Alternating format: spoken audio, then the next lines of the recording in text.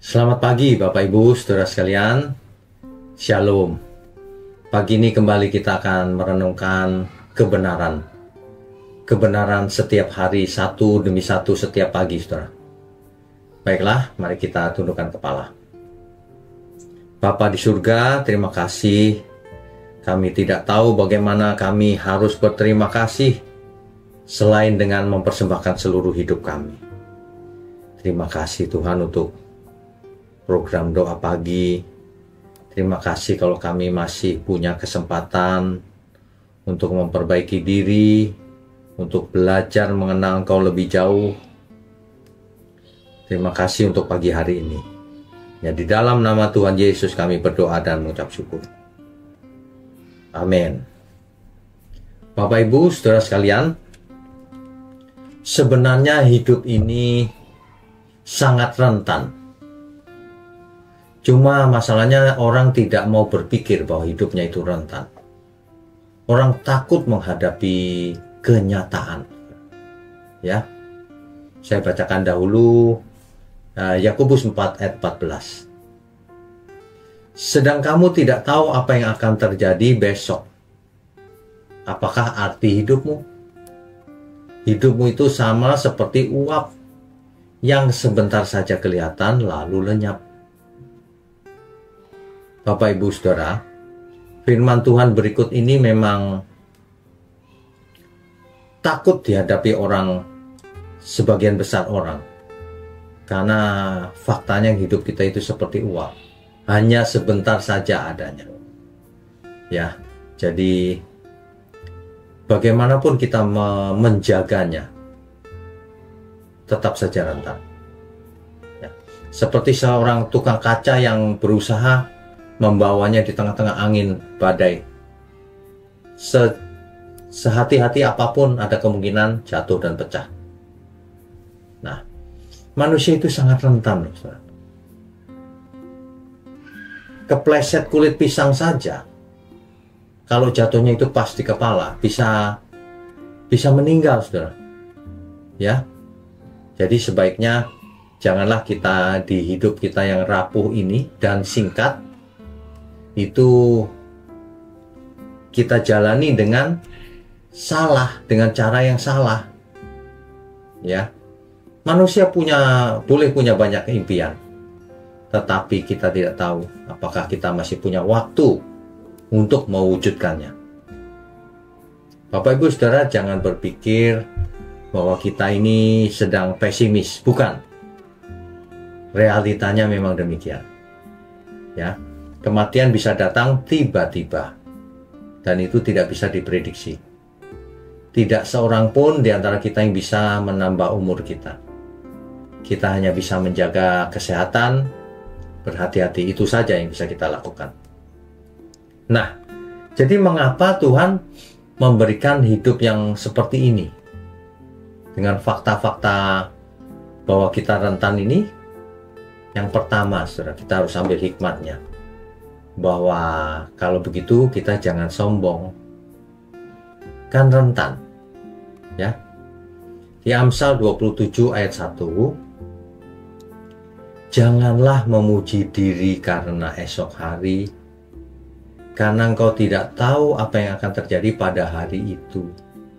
Ya, jadi jangan terlalu merasa percaya diri, saudara, lalu sombong, lalu hidup sembarangan, meremehkan kebenaran, kan gitu ya. Nah, yang kedua, hidup ini rentan kenapa? Artinya waktunya juga terbatas, kan?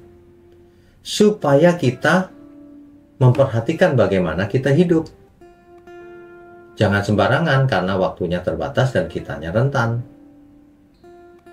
Efesus pasal 5 ayat 15 sampai 16. Saya bacakan ya, Bapak Ibu. Karena itu, perhatikanlah dengan seksama bagaimana kamu hidup. Janganlah seperti orang bebal, tetapi seperti orang arif. Dan pergunakanlah waktu yang ada, karena hari-hari ini adalah jahat. Saudara, dunia sedang tidak baik-baik saja. Jadi selain itu hidup kita rentan. Maka dari itu mari kita perhatikan bagaimana kita hidup setiap hari, bahkan setiap jam, setiap menitnya. Apakah kita hidup berkenan bagi Tuhan atau tidak? Apakah kita duniawi atau rohani? Apakah yang kita lakukan selama ini berkenan bagi Tuhan atau tidak? Mudah kok saudara, diperiksa saja diri sendiri apa yang dilakukan. Apakah aku sebenarnya mengasihi Tuhan atau tidak? Apakah sebenarnya aku niat belajar firman atau tidak? Nah, kalau orang tidak pernah ke gereja kan artinya tidak niat, saudara. Anggap enteng. Padahal waktu yang kita miliki kan terbatas. Memangnya nunggu tua lalu baru bertobat? Jangan, saudara. Kadang-kadang kita tidak tahu kapan kita mati. Jangan-jangan tidak ada waktu untuk bertobat nanti kalau terus ditunda. Hidup ini rentan supaya kita mencari Tuhan. Sebab tidak ada orang yang bisa menolong, siapapun. Dokter sepandai apapun tidak bisa menolong kita. Ya, kalau sudah waktunya, kita tidak akan bisa sembuh saudara, dari penyakit. Ya. Jadi bagaimana kita harus hidup? Ya, yang pertama berserah saja sama Tuhan. Kan begitu. Sebab kita tidak punya pilihan. Tuhanlah gunung batu kita. Tidak ada yang lain, saudara. Yang pertama apa? Berserah kepada Tuhan. Yang kedua, jangan kita menunda-nunda untuk bertobat. Ya. Jangan menunda untuk melakukan sesuatu yang baik. Biasanya kalau orang suka menunda, akhirnya tidak pernah dilakukan. Ah, nanti saja, besok saja. Besoknya ia berkata gitu lagi, besok lagi. Karena masih ada waktu, ia pikir. Padahal kita tidak boleh menunda, sebab hidup kita ini rentan. Mari kita bersiap-siap untuk menyambut kekekalan. Makanya ya, kalau ada orang yang berselisih, coba dipikirkan apakah pertengkaran itu membawa pada kekekalan atau tidak. Kalau tidak usah dilakukan. Apalagi malah mencelakakan. Jangan sampai di antara kita sudah sering dengar firman, sudah amin juga, tetapi ketika kesenangannya diusik, harga dirinya diusik, disuruh berkorban, ya bereaksi menentang. Nah, dari situ kita tahu sebenarnya keadaan iman seseorang yang sebenarnya. Ya, saudara ya. Jadi, kita itu harus introspeksi diri. Apakah selama ini aku sudah hidup dengan benar? Memiliki tujuan yang benar?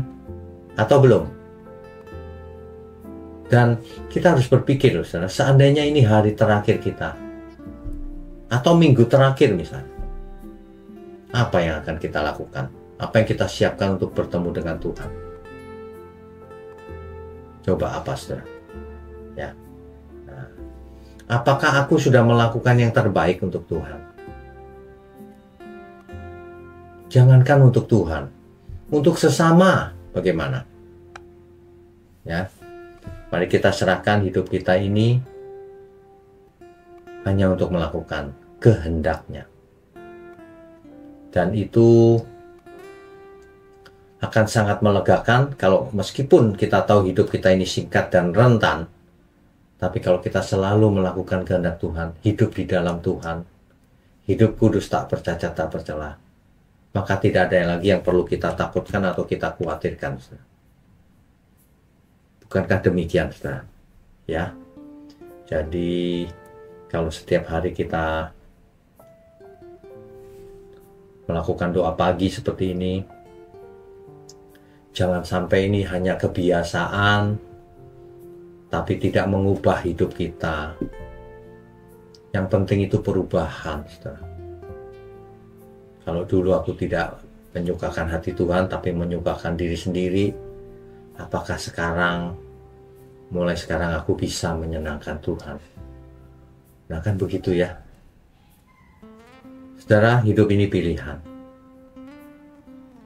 Jadi kalau kita melakukan sesuatu, jangan pernah mencari kambing hitam. Salahkan diri sendiri. Hidup ini rentan, saudara, dan cuma satu kali. Mari kita bertobat, mari kita belajar terus. Agar hidup kita ini tidak sia-sia sebelum kita menutup mata. Demikian ya, mari kita tundukkan kepala. Bapa kami yang di surga, terima kasih kalau kami diingatkan bahwa hidup ini sebenarnya sangat rentan. Itulah sebabnya kami selalu datang kepada Tuhan, mohon perlindungan Tuhan, mohon didikan Tuhan. Sehingga kami boleh diubahkan, mengalami pembaharuan budi untuk kemuliaan Tuhan. Terima kasih, hanya dalam nama Tuhan Yesus Kristus kami berdoa dan mengucap syukur. Amin.